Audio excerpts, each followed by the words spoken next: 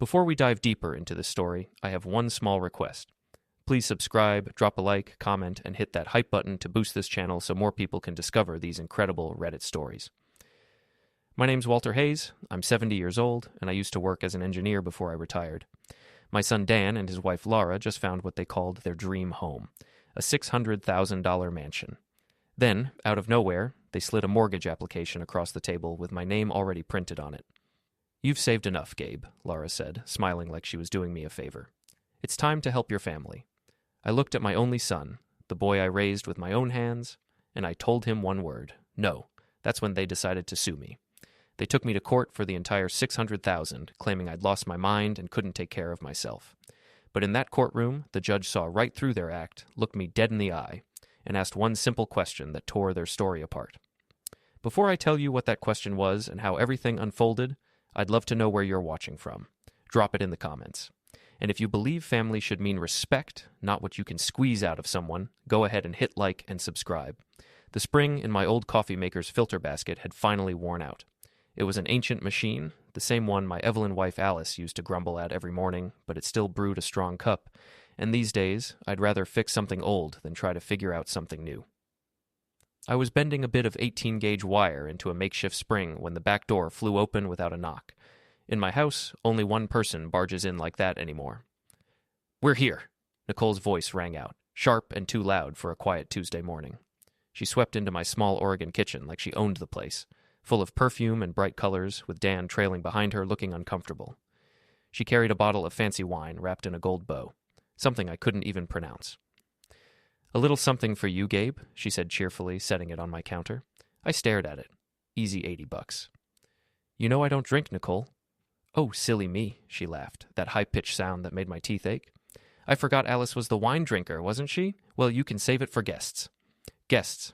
As if I ever had any since Alice passed 5 years ago. Lara knew that. This wasn't kindness. It was control.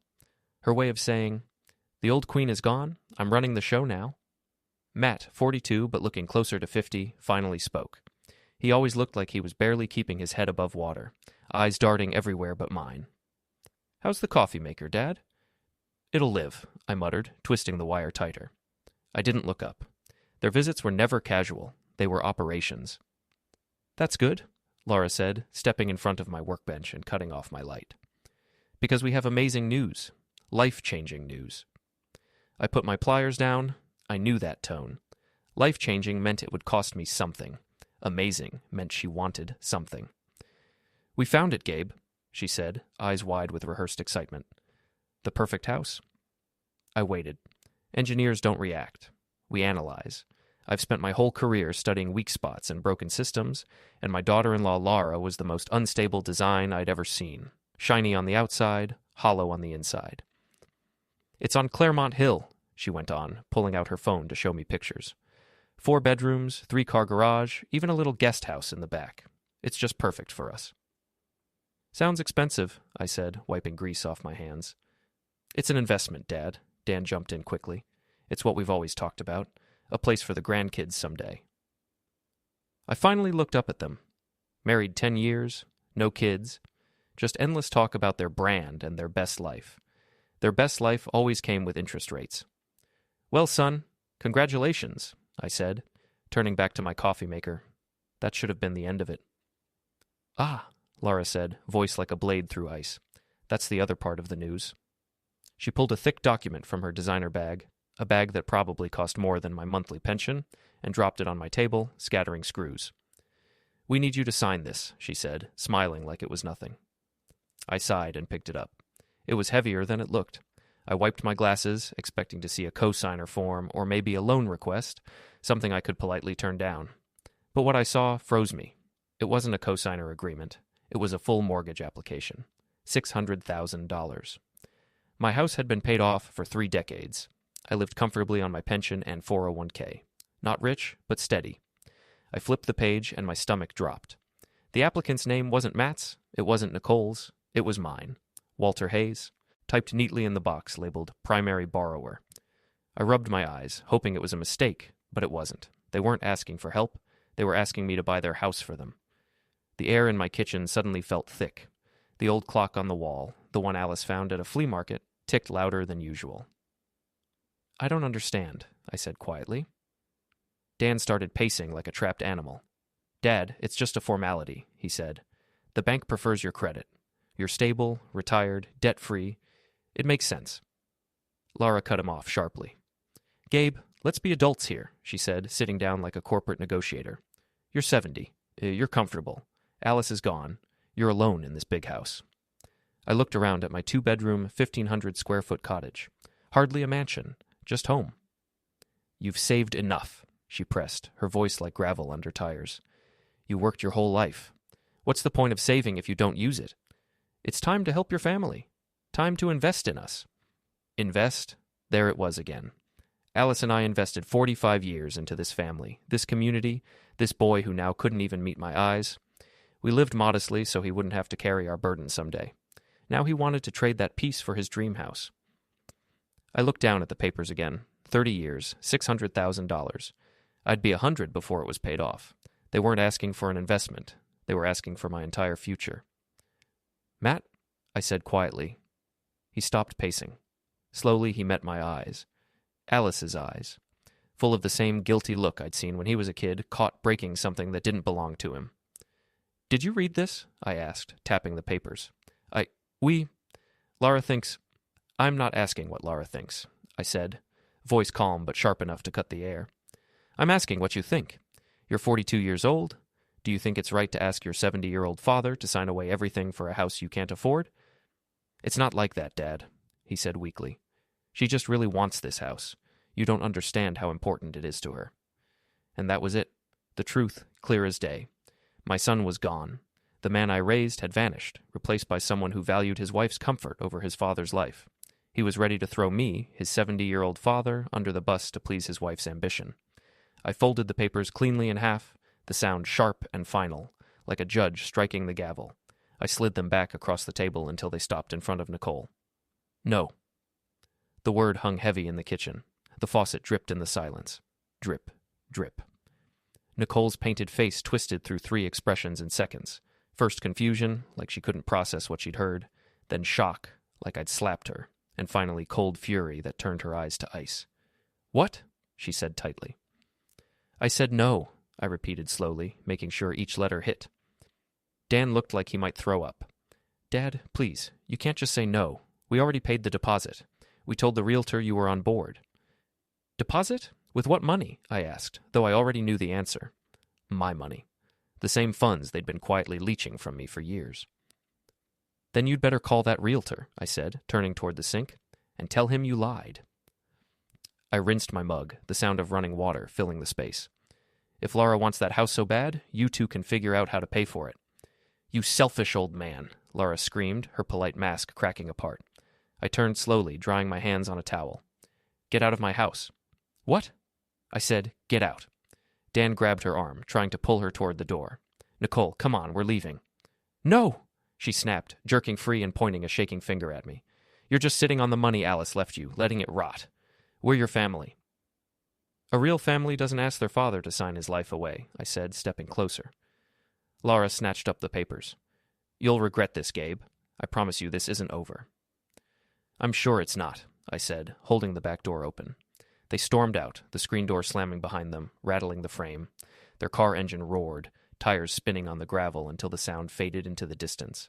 I stood there for a while, just listening, then I went back inside. The fancy bottle of wine still sat on the counter. I picked it up, carried it out to the porch, pulled the cork, and poured every drop over Alice's rose bushes. My hands shook, not from fear, but from raw adrenaline. Lara was right about one thing. It wasn't over, it was just starting. I stood there long after they'd gone, staring at the black streak their tires had left and listening to the last echo of their car fade. The quiet that followed was too deep, too heavy. I called Dan on Wednesday. It went straight to voicemail.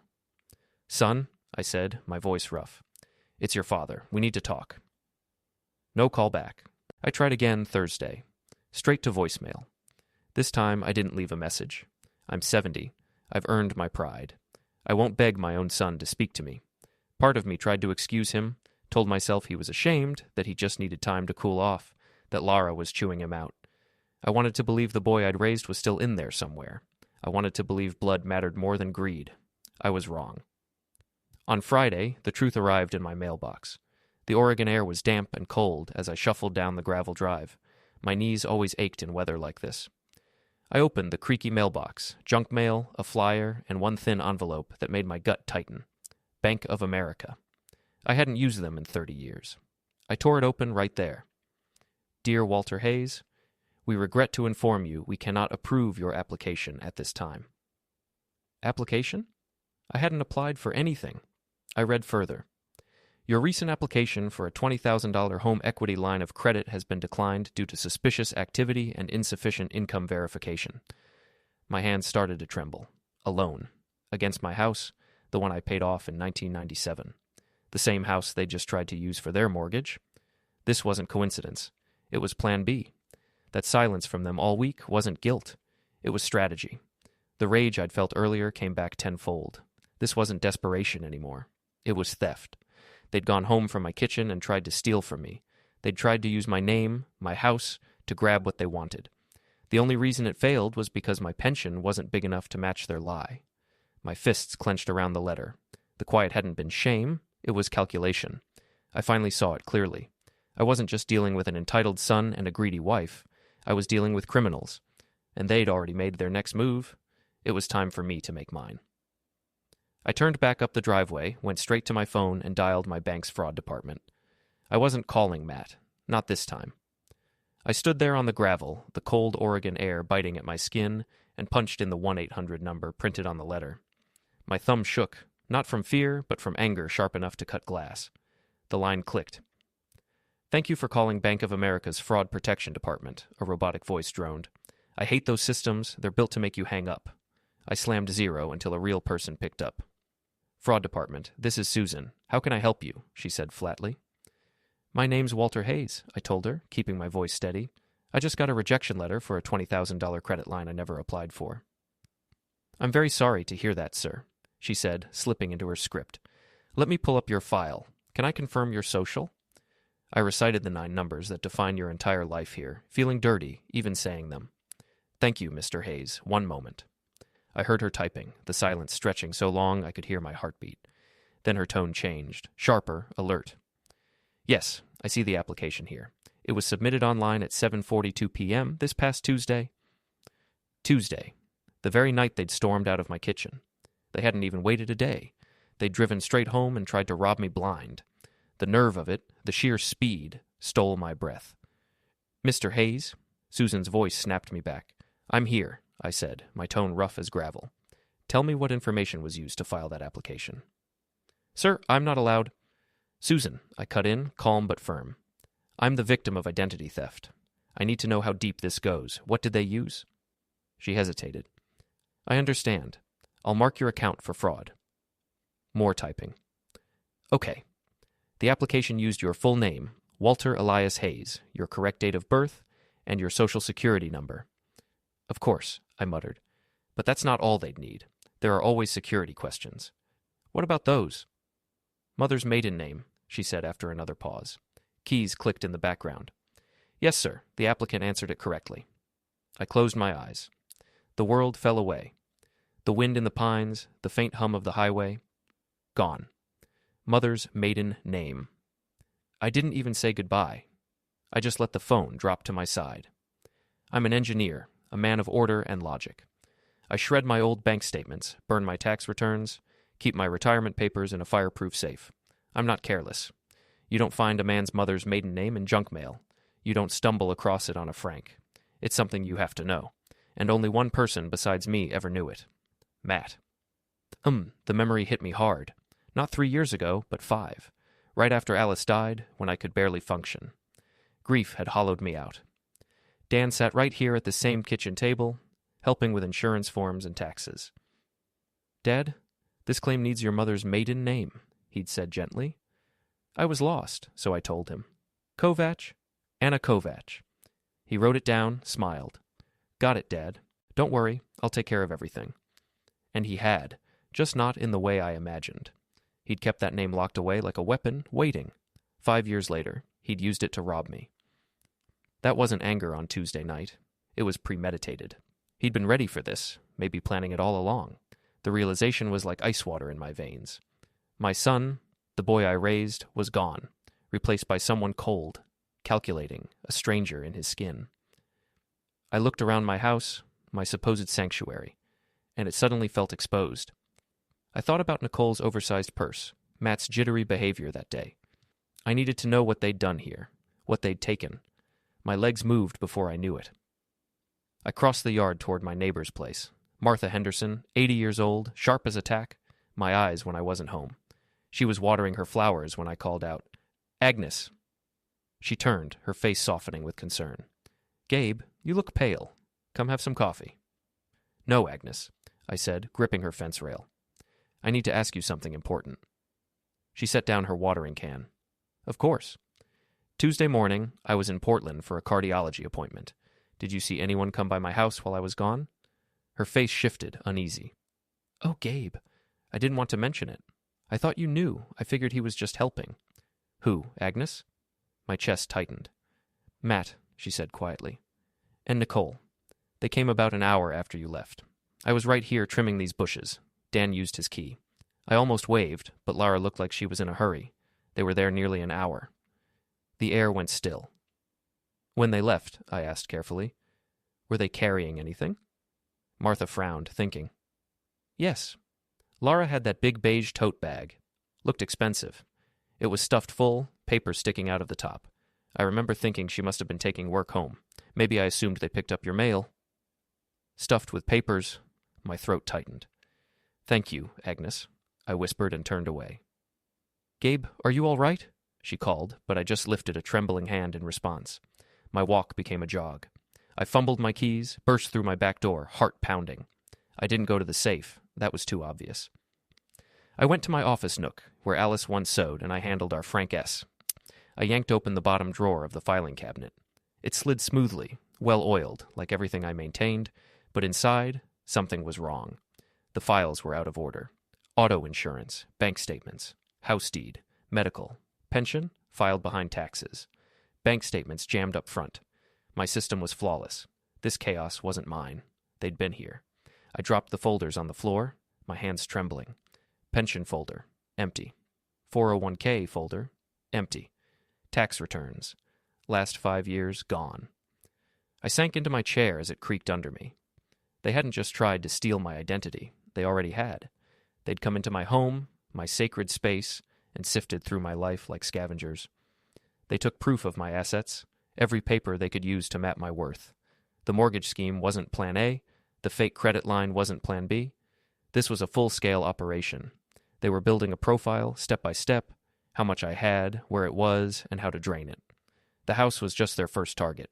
Now they had the roadmap, and they were coming for everything else. I stared at the old beige rotary phone on my desk, the same one Alice refused to replace. I felt hollow, surrounded by silence that pressed in from every wall. This wasn't just family drama. This was betrayal on a scale I could hardly process. My son, my blood. And now it was a full-blown conspiracy. I lifted the receiver, my grease-stained fingers trembling as I dialed. I couldn't call the police, not yet, not on my own son, but I knew who to call. The one man Alice had trusted almost as much as me. "Peterson Law Offices," a crisp voice answered. "Get me Peterson," I said, my voice cracking. "Tell him it's Gabe Hayes. Tell him it's happening." I hung up, grabbed my keys, and walked past the wreck of my file cabinet without looking back. The morning felt like it belonged to another lifetime. The coffee maker, the quiet routine, the illusion of peace. My old Ford F-150 growled to life, steady and familiar, like an old friend reminding me I wasn't entirely alone. It was dented, scratched, and honest. That truck had never lied to me. I pulled onto the highway toward Portland. 90 minutes, usually a peaceful drive. No radio this time. Just the hum of the engine and the noise in my head. $50 million hidden away, and my own son was trying to scam me for a fraction of it. My grip tightened on the wheel until my knuckles turned white. I thought of Dan as a kid, his 10th birthday. He'd wanted a Nintendo like all his friends, but instead I took him to the garage. We built a Pinewood Derby car together. He cried at first, but when it won first place, his smile wasn't about winning, it was about pride. That was what Alice and I wanted for him. We wanted him to build his life, not buy it. Alice and I used to sit at the kitchen table Evelyn at night, talking about the dangers of easy money. We'd seen what it did to other families. The Martin's son, lost to addiction. The Johnson's daughter, who treated her parents like servants. "We can't let that happen to Matt, Gabe," Alice had said, her voice steady as we signed the final trust papers years ago. "This money has to be earned. If it's handed to him, it'll destroy him." So we kept the secret. We lived on my engineer's paycheck, saved what we could, stayed modest.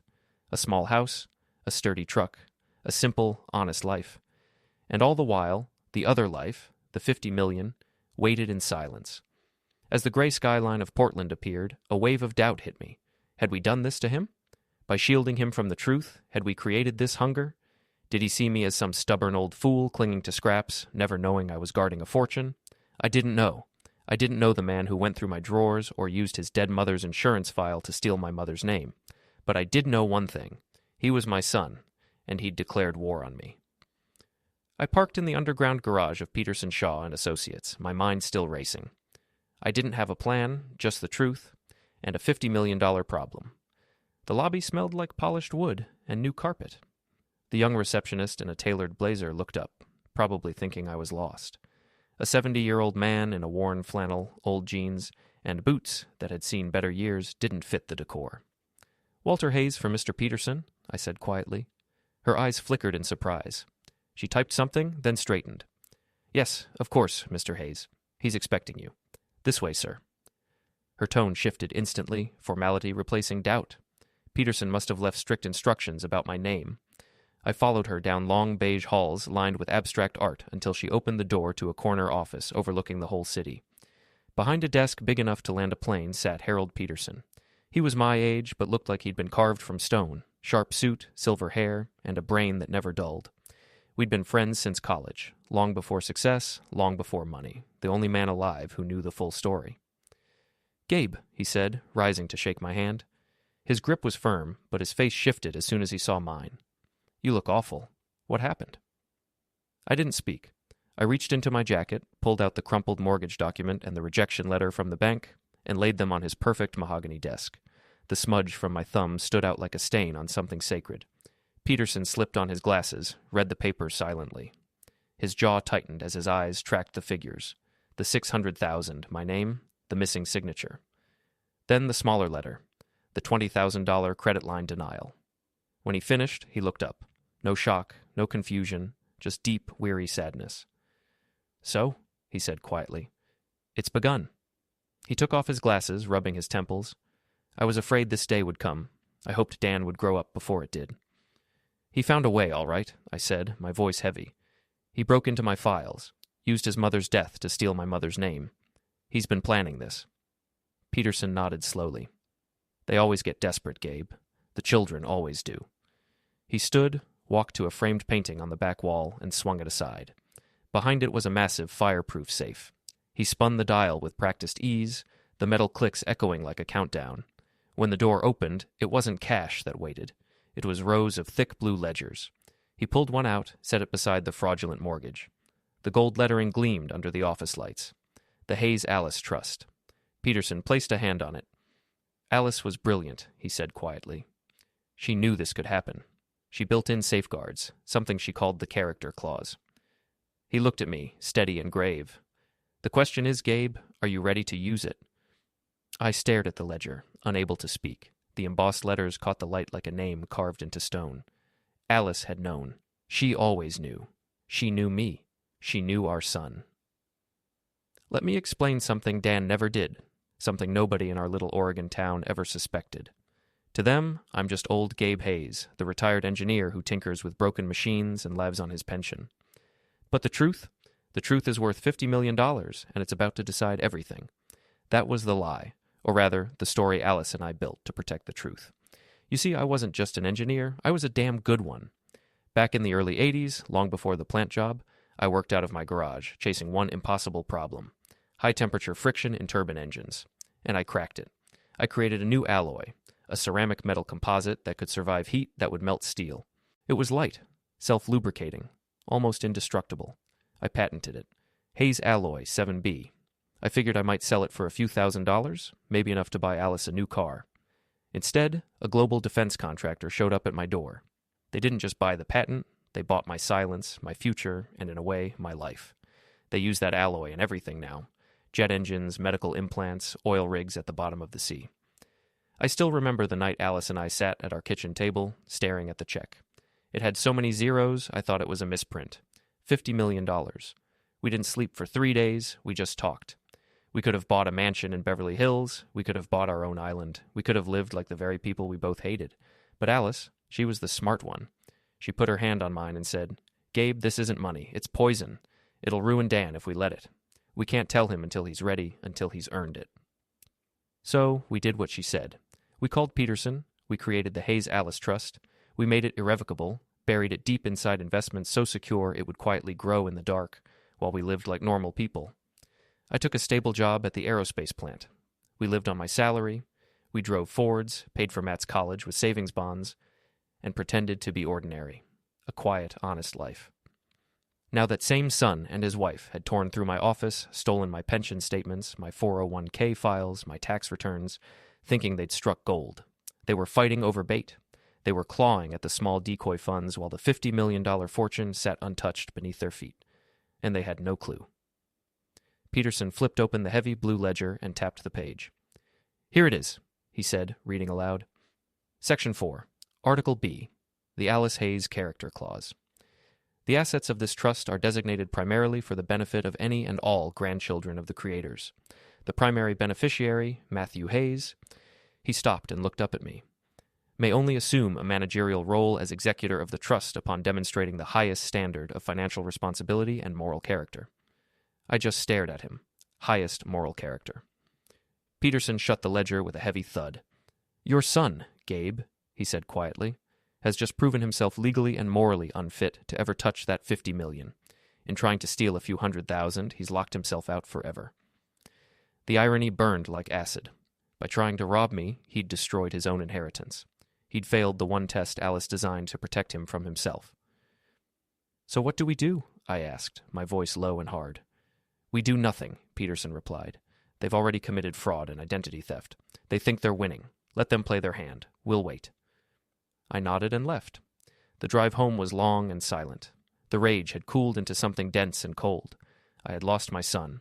Not to death, like I lost Alice, but to greed and weakness, to whatever Lara had turned him into.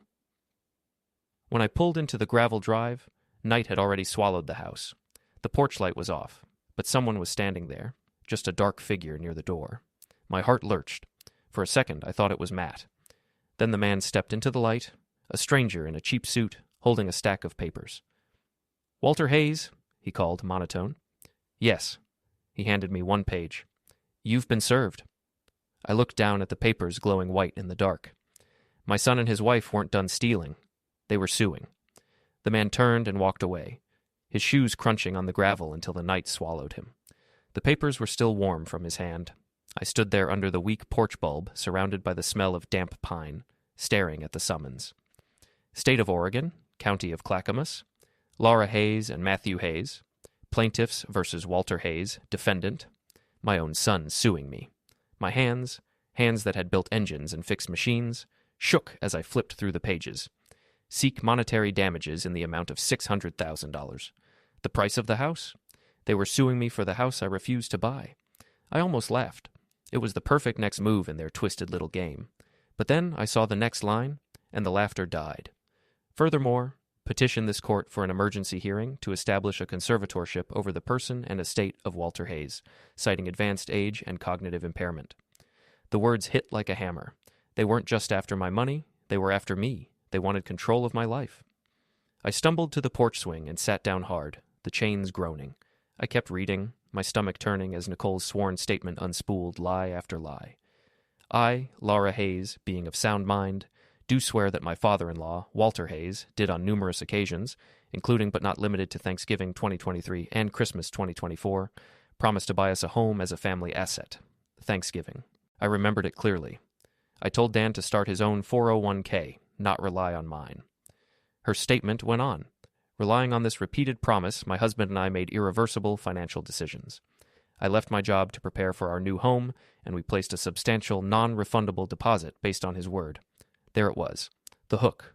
Promissory estoppel. They were claiming I'd made a promise and cost them money by breaking it. A legal trap built on a lie. I had never promised them a dime. Alice and I had one rule, one iron rule. You make your own way. We gave Dan an education. The rest was supposed to be his responsibility. We gave him love. We gave him a home filled with patience and lessons, not luxury. We never once promised him a free ride, and he knew that. But the petition wasn't finished. The next page hit harder. It was the conservatorship request with Matt's name signed at the bottom, but the words were pure Nicole. My father, Walter Hayes, has shown significant signs of cognitive decline over the past year. My stomach twisted as I read. He's become dangerously forgetful, often misplacing his keys and wallet. He's withdrawn, refusing to see family or friends. He's grown paranoid, accusing us of things we haven't done. They were turning my solitude into evidence, my privacy into pathology. Then came the dagger. The most alarming sign of his impairment is his total lack of memory regarding his promise to buy us our home. He became agitated and confused when we presented the paperwork, as if he had no recollection of our conversations. We are not angry, we are terrified. We fear he is a danger to himself and may mismanage his assets. I let the papers fall, watching them scatter across the porch like dead leaves. In that moment, I understood everything. The house wasn't the goal, it was the bait. Control was the prize. My refusal wasn't defiance to them, it was proof of madness. They weren't just after my money, they were building a legal cage, a conservatorship that would strip me of everything. My home, my accounts, my name. They wanted me declared incompetent, institutionalized, and erased, while they drained every cent I'd worked for. And the cruelest part? The moment I fought back, the moment I said they're conspiring against me, it would only strengthen their case. They'd call it paranoia, they'd call it confusion, they'd win by turning my sanity into evidence against me. They thought they'd cornered me. They thought I was just an old man who fixed coffee makers and forgot birthdays. They had no idea what they'd just awakened. I sat for a long time under the porch light, the chill seeping into my bones. The swing creaked softly. They'd made the worst mistake possible. They thought I was weak, but I'm an engineer. I don't panic. I analyze. I find weak points. I dismantle systems. This wasn't a tragedy anymore. It was war. I bent down, knees cracking, and gathered every page. I stacked them neatly, squared the edges, and went inside. I locked the door, picked up the phone, and called the only man who could help. Peterson Law Offices, the answering service said. "This is Walter Hayes," I said, my voice like steel. "Get me Harold Peterson. I don't care what time it is. Wake him up. Tell him it's happening." The next morning at 9 sharp, I was in Peterson's office. I hadn't slept. I'd spent the night in my recliner, the lawsuit papers spread across the floor under a yellow lamp. I'd studied every word until they blurred together. Cognitive impairment, danger to himself, conservatorship. The anger had cooled into focus. The engineer in me had taken over. This wasn't emotional anymore. It was procedural. I had a system to deconstruct. When I entered his office, Peterson didn't bother with small talk. His desk was clear except for a single manila folder. He looked as though he'd been up all night, too. "You were right to call me, Gabe," he said quietly. "I made some calls. I keep a private investigator on retainer for situations like this. He works fast." Peterson opened the folder and spoke without ceremony. "Your son and his wife aren't just greedy. They're desperate. And desperate people, Gabe. They're dangerous." He slid a sheet of paper across the desk. "This is a summary of what my investigator found." He started with Nicole. I looked down. Credit reports, debt columns, numbers that didn't add up. Peterson saw my confusion. "You're reading it right," he said. "Your daughter-in-law is sitting on $83,000 in high-interest credit card debt." 83,000. I thought of her designer purse, the wine, the casual digs about my simple life. "American Express, Visa, Saks, Nordstrom," Peterson went on. 3 furniture cards. She's been living like a millionaire. Problem is, she's got no declared income. None. She wasn't bragging. She was panicking. She's not spending to live. She's spending to stay afloat. I swallowed hard. "But Matt," I said slowly. "Dan has a job. Regional sales manager. He makes good money. He can't be..." Peterson's expression stopped me cold. He slid another page across the desk. An internal company memo. "Dan had a job," he said. "He was fired 6 months ago." My throat went dry. "Why?" "Embezzlement," Peterson said simply. "He skimmed $5,000 from corporate accounts. They didn't press charges. Too much bad press for a family brand. They fired him quietly and gave him 6 months to pay it back. That deadline is about now." The air left my lungs. 6 months. 6 months of lies. 6 months of pretending to go to work. 6 months of sitting at my table, smiling at me while plotting theft. The puzzle snapped together, only it didn't click. It crashed. The fake mortgage, the stolen documents, the lawsuit. It wasn't about greed anymore. It was about survival. "The house," I said softly. "The $600,000 house." "Exactly," Peterson nodded. "It's not a dream home. It's a lifeline. They're broke, Gabe. They're sinking. The plan was simple. Get a mortgage in your name, take a massive cash-out equity loan to pay their debts, then let the house fall into foreclosure. They ruin your credit, not theirs." A drowning man, pulling his father under to keep his own head above water. I looked down at my hands. They were steady now. "They've stolen my identity," I said. "Lied to the court, tried to defraud a bank. And Matt, embezzlement. That makes them criminals." Peterson nodded once. "Yes, and they just handed us everything we need. They gave us the rope." Yeah, I turned toward the window, watching the city below. Cars moved like quiet currents through glass canyons. "Good," I said finally, turning back to him. "Then let's use it." Because they don't know who they're dealing with. They think I'm just some old man living quietly on a pension, slipping into confusion. They think I'm trapped, helpless, beaten. But they have no idea what kind of man they've cornered. I looked at the folder on Peterson's desk. The Hayes Alice Trust. $50 million sitting in silence. A secret they couldn't even begin to imagine? "They have no idea what's coming for them," I said. Peterson gave a faint, knowing smile. "No, Gabe, they really don't." When I got home, the air in the house felt colder than ever. The coffee maker was still half disassembled on the counter, a relic from a simpler morning. I sat at the kitchen table, staring at the lawsuit papers spread across the formica. Cognitive impairment. Danger to himself. Conservatorship. The words pulsed like a heartbeat in the stillness. Then the phone started buzzing against the table, harsh and metallic. I glanced at the screen. Matt. I let it ring 3 times, each vibration echoing in the hollow place where my trust used to be. Then I answered. "Dad," he said softly, his voice small, uncertain. Not the confident tone of a man who'd just filed a lawsuit, but the hesitant voice of a boy who'd been caught. "What is it, Matt?" My tone was flat, steady. "Dad, look. Lara and I, we've been talking. This whole thing, it's gotten out of hand." I waited. I knew that tone. Guilt disguised as negotiation. "This lawsuit," he rushed on. "It's just legal noise. The lawyers are making it sound worse than it is. We don't want this. Lara doesn't want this. We just want the house." In the background, I could hear Lara whispering, sharp and demanding. Tell him the deal."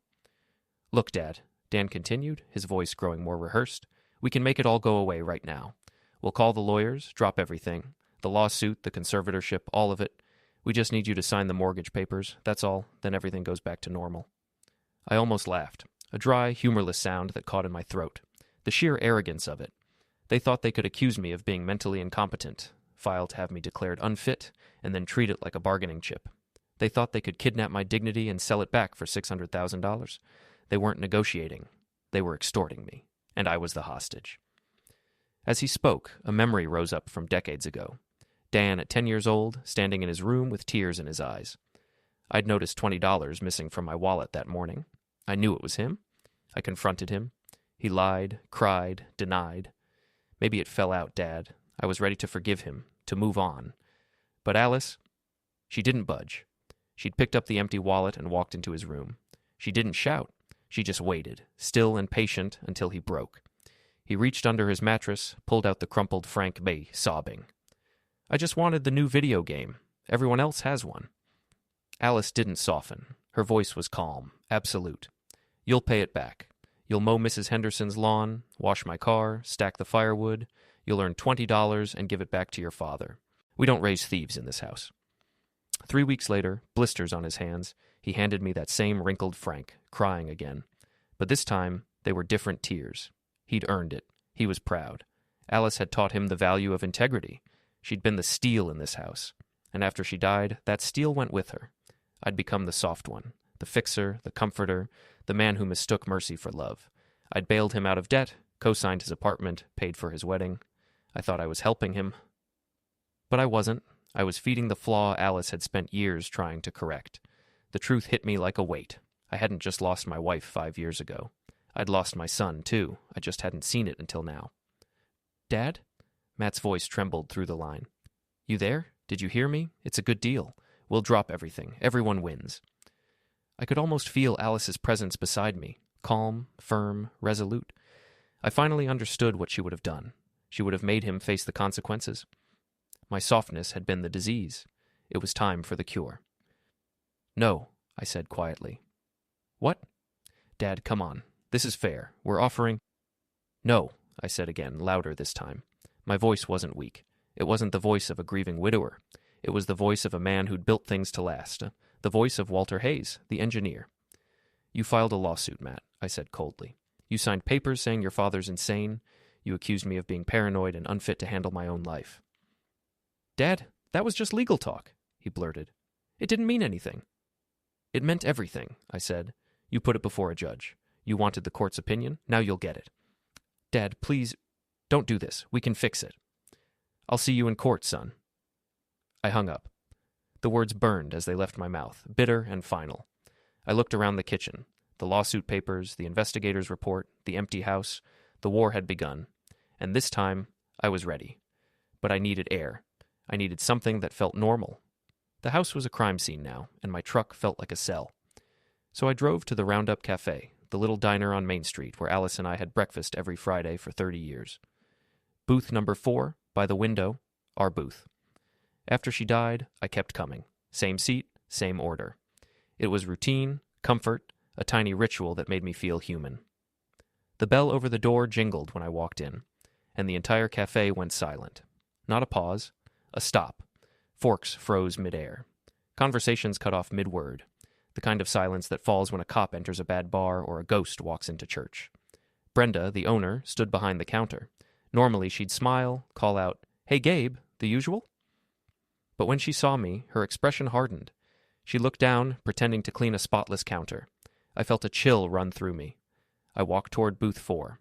I could feel every pair of eyes tracking me. The ranchers, the old-timers, the regulars. I sat down. The vinyl was cracked. The air smelled like syrup and coffee, but the warmth was gone. Darlene came over. No smile, no coffee pot. Just a menu I hadn't needed in decades. "Can I help you, Mr. Hayes?" she asked. Mr. Hayes. Not Gabe. Not Han. Just Mr. Hayes. I looked up at her, confused. "Brenda, it's me." "I know who you are, sir," she said, voice tight. "What can I get you?" "Just the usual," I muttered. "Black coffee." "Right away." She turned without another word. When she came back, she slammed the mug down hard enough to splash. Then she walked away. The cafe slowly filled with whispers. Not laughter, not talk, just murmurs. The sound of people trying to decide what they believed. I tried to drink my coffee, but it tasted like ash. It tasted burnt, bitter as ash.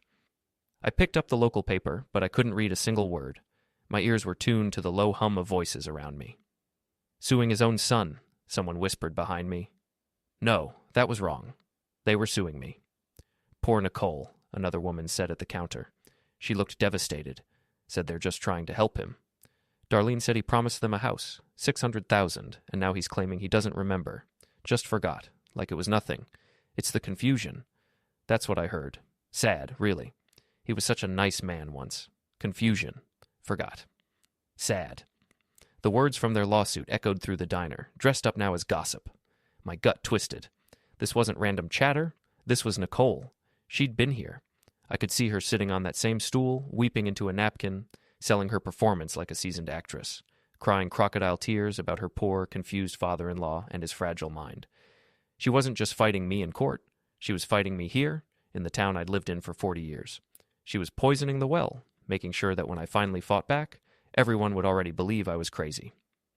By the time I opened my mouth, they'd just nod and say, "See? He really has lost it." I looked up. Frank and Tom, my old fishing buddies, were finishing their breakfast at the counter. I caught Frank's eye. He looked away fast. Tom turned his back, pretending to dig for his wallet. That was it. One morning, one story, and I was the town lunatic. 30 years of friendship erased by a few tears and a well-crafted lie. I left a $5 franc on the table for the coffee I couldn't drink. When I stood, the room fell silent again. Forks down, eyes up, I didn't rush. I walked slow, head high, through that suffocating quiet. The bell over the door chimed as I stepped outside, and the cold Oregon air hit my face like water. I breathed deep. I'd already lost my son. Now I'd lost my town. This wasn't about money anymore. Not about the $50 million or even the $600,000. It was about my name, my sanity, my dignity, and I'd burn every dollar before I let them take that from me. The 10-minute drive home felt like an hour. Every storefront, every face I passed, it all looked foreign. Lara had done it. In one morning, she'd turned my world inside out. 30 years of reputation, gone. I sat in my truck in the driveway, staring at the house. It didn't feel like home anymore. It felt like a stage. Curtains twitched next door. Martha Henderson, pretending she wasn't watching. Maybe Lara had already gotten to her too. I felt exposed, like my life had been cracked open. I finally got out and locked the door behind me. Pointless. The invasion had already happened. I was sitting in my recliner, the silence pressing in, when the knock came. Not friendly, not tentative, sharp, official, rap, rap, rap. The kind of knock you can't ignore. I opened the door. A woman stood there, Evelyn 30s, navy pantsuit, sensible shoes, eyes that didn't blink. "Mr. Walter Hayes?" she said. Her voice was sterile. "Yes." She held up an ID badge.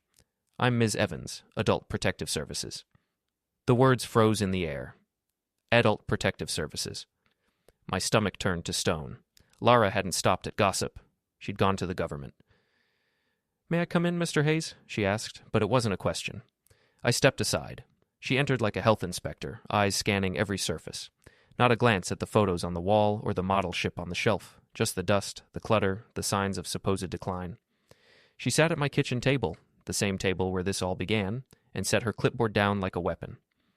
"Mr. Hayes," she said in a tone as flat as her stare, "we received a detailed anonymous report expressing concern for your welfare."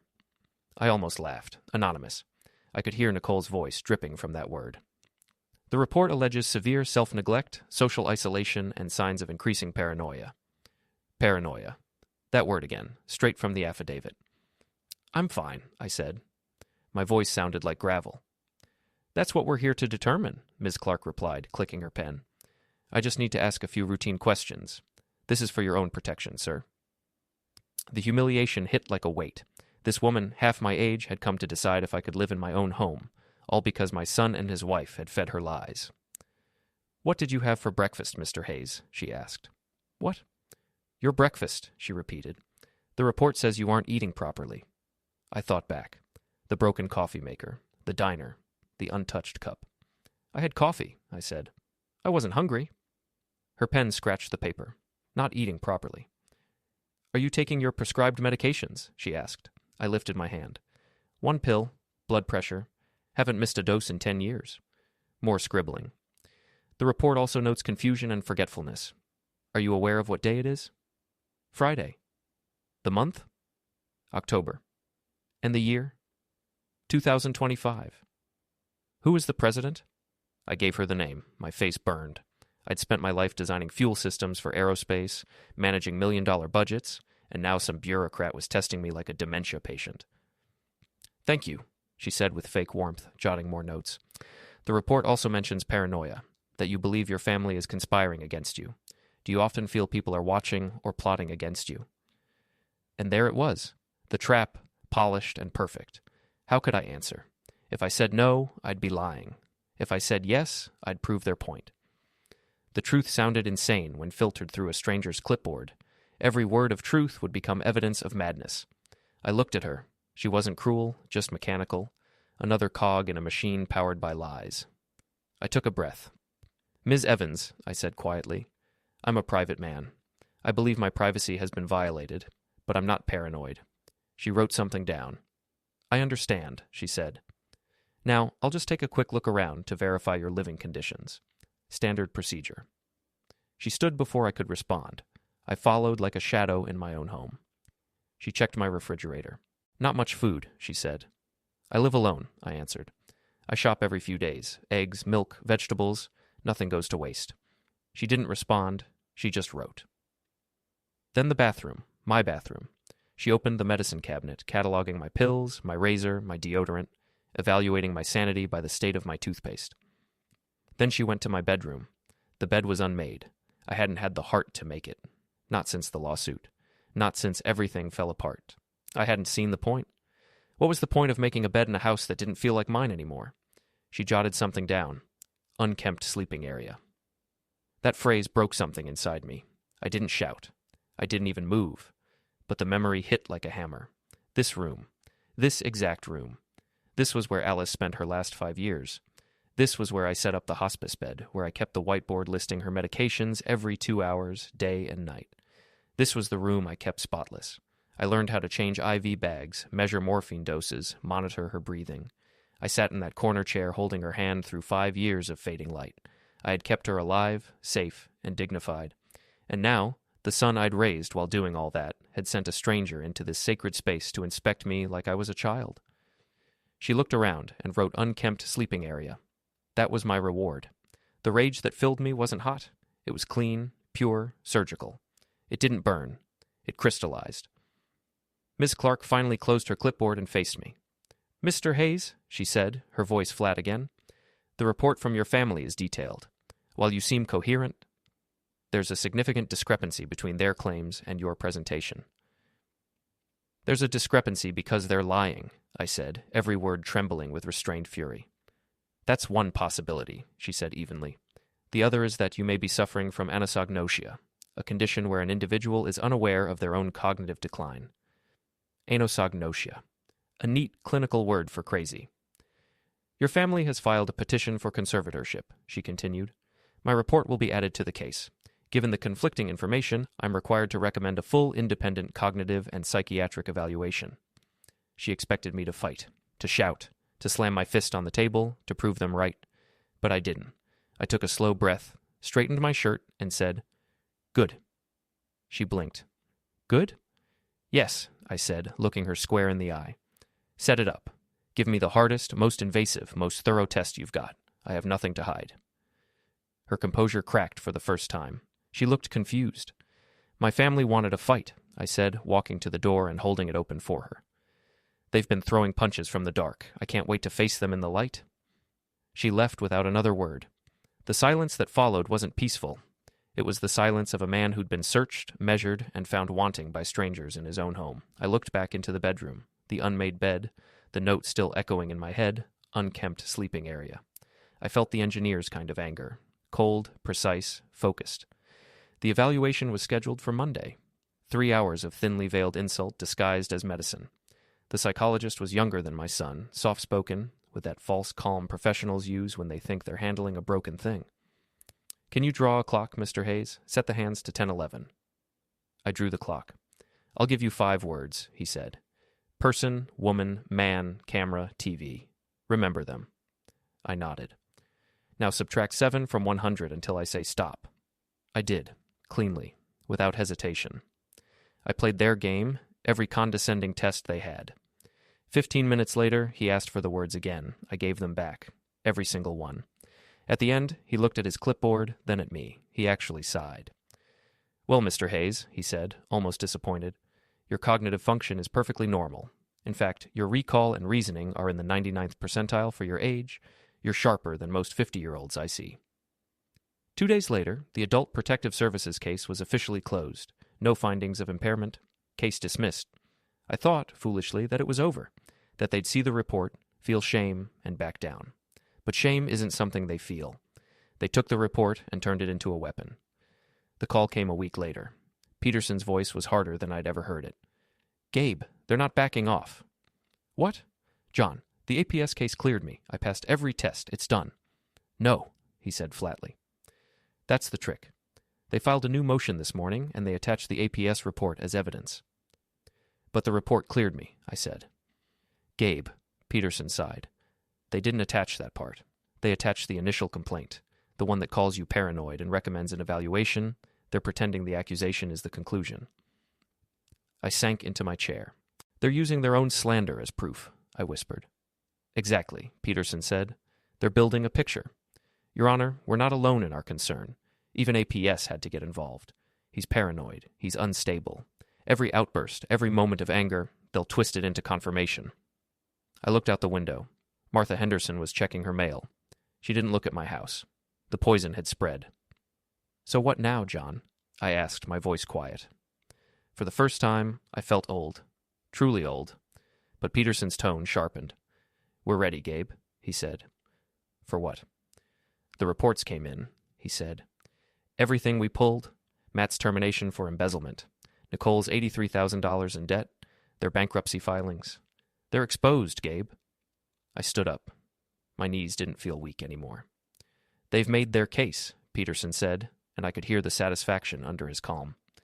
"They think they're putting a confused old man on trial. They think this is about your pension." He paused. "They have no idea they're about to face a $50 million counterattack. The Clackamas County Courthouse was an unimpressive block of beige concrete and bad lighting. It smelled like wax and stale coffee, a place meant for traffic fines, not war. But as I stepped through the metal detector, the old belt buckle buzzing, it felt like entering a battlefield." Peterson was waiting in the hallway, his briefcase lean and dangerous. "You ready, Gabe?" he asked. "I'm ready, John." "Good," he said, his jaw set. "They're already inside, and they're putting on a show." We pushed through the courtroom doors. The room was exactly what I expected. Humming lights, scratched benches, a tired flag. And there they were, Dan and Nicole, sitting at the plaintiff's table, side by side, dressed for a funeral. Lara wore a black suit that probably cost more than my truck. Her hair was pulled tight, her face a portrait of tragic suffering. In her hand, a white lace handkerchief. Alice had one just like it. She dabbed the corners of her eyes every few seconds. Not crying, just acting. Every motion was for effect, for the judge, for the record. And Matt, my son, sat beside her in a dark suit, pale and small beneath the weight of his own lies. He looked solemn, composed, playing his part with chilling precision. He had perfected the expression of a man burdened by duty, the noble son forced to do something unspeakably painful for the good of his family. When his eyes met mine, I expected to see guilt or shame. There was none. What I saw instead was pity. My son pitied me. He genuinely believed the story they'd spun, that he was the hero rescuing his poor, delusional father from his own decline. The arrogance of it was almost majestic in its audacity. For a second, it almost made me laugh. Their lawyer, a slick man in a shiny suit that caught the light like oil, leaned toward Lara and whispered something. She gave a perfect nod, dabbed at her dry eyes with that ridiculous lace handkerchief, and kept up the performance. They weren't just suing me. They were holding a funeral for my character. They were mourning me in advance, trying to bury me while I was still breathing. They sat there like professional mourners in black, playing out the final act of their tragic little play, The Fall of Poor Old Gabe. I walked past them without a glance, my work boots echoing off the linoleum like a metronome. I took my seat beside Peterson at the defendant's table and kept my eyes fixed on the empty judge's bench. They had built their entire case on a lie, that I was weak, forgetful, unstable. What they didn't realize was that I remembered everything, every slight, every word, every betrayal. The bailiff called out, "All rise," and the room stirred. The curtain was rising on their performance. Their lawyer stood, smoothed his shiny jacket, and said, "The plaintiffs call Lara Hayes to the stand." The whole courtroom watched her. She rose with slow, deliberate grace, head bowed, step soft, handkerchief fluttering. She looked like grief itself, fragile and noble, the devoted daughter-in-law forced into an unbearable task. I'd seen better acting in high school plays. She took the oath, her trembling voice barely above a whisper. "I do." Her lawyer, Snyder, moved closer with a fatherly smile. "Mrs. Hayes," he said gently, "I know this must be painful. Could you please tell the court about your relationship with your father-in-law?" Lara turned toward me, and in that instant her eyes glittered, not with sorrow, but with triumph. "Gabe, Dad," she began, her voice cracking perfectly on the word Dad. He's the kindest man I've ever known. When I married Matt, he welcomed me like his own daughter." She sniffled delicately. "He is my father." A pause, a practiced dab of the handkerchief. "But over the last year, especially since Alice passed, he's changed." Snyder leaned forward sympathetically. "Changed how, Mrs. Hayes?" "He's just not there anymore," she whispered, her tone soft as silk. "He's confused, forgetful. Sometimes he doesn't even seem to know where he is. And he's a danger to himself." My fingers tightened around the edge of the table. Peterson's hand found my arm, a silent warning to stay still. "A danger?" Snyder repeated, furrowing his brow. "That's a strong word. Can you give us an example?" Lara took a shaky breath, eyes closed as if reliving trauma. Last month, Dan and I stopped by to check on him. The house was cold, and it smelled like gas. Gas. My stove was electric. But she went on, voice trembling like a practiced violinist. He'd turned on the burner, but not the flame. He was just sitting in his chair reading the paper while the kitchen filled with gas. If we hadn't gotten there when we did... She broke into a quiet sob, face buried in her lace handkerchief. At the plaintiff's table, Dan lowered his head into his hands, the perfect image of a son crushed by love and sorrow. "That's horrifying," Snyder said gravely, letting the silence stretch for effect. "Has there been anything else?" "He gets lost," she whispered. "He's lived here 45 years, but last week he went to the Roundup Cafe and he called Dan crying. He said he didn't know where he was or how to get home." The Roundup. She was twisting that awful morning, turning their public humiliation of me into proof of dementia. "So," Snyder said, pacing dramatically, "he's forgetful, he's confused, he's unsafe. Now, let's talk about this lawsuit. Your petition mentions a financial promise. Could you explain that?" Lara gave a delicate shake of her head, a sorrowful sigh. "It was never about a house," she said. "It was about family, about his and Alice's promise. For years they told Matt, 'We're saving this for you. When we're gone, the family will be cared for.'" She turned to the judge, eyes wide with manufactured sincerity. "Your Honor, Gabe promised us. He promised he'd help us. We trusted that promise. It was sacred." Snyder nodded solemnly. "And what happened when you tried to act on that promise?" Nicole's face shifted, the perfect expression of a wounded daughter. "We found our dream home. We thought he'd be happy. We brought him the papers. Just a formality. But when we showed him, he changed. His eyes went cold. He accused us of trying to steal from him. He called me names. I can't repeat them here." Another lie. I had only said one word. "No." "He threw us out," she continued, her voice rising just enough to sound raw.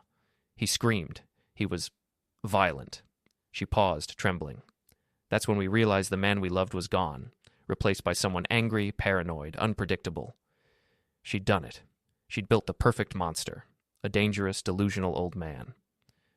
Snyder let the silence linger, then turned, as if struck by a final thought. "So, to be clear, Mrs. Hayes," he said softly, "this isn't about money, is it? Not the $600,000? The stage lights were hers now. She lifted her gaze to the judge, a tired woman with sharp eyes that gave nothing away. Lara let her voice crack just enough. "Money, Your Honor," she said. "How could this possibly be about money? We love him. We're his family. We just want to protect him, to make sure he doesn't hurt himself. We want him safe, dignified. We want to do what Alice would have wanted." And then she twisted the knife. "Alice," she whispered reverently. "Alice always said her purpose was to keep her family safe. We're only trying to honor her." The air left my lungs.